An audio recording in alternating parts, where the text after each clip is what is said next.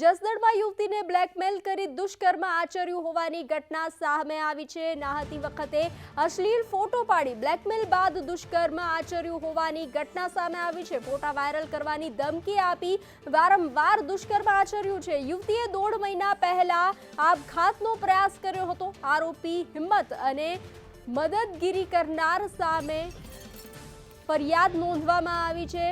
જસદણ પોલીસે ફરિયાદ નોંધી તપાસ હાથ ધરી છે।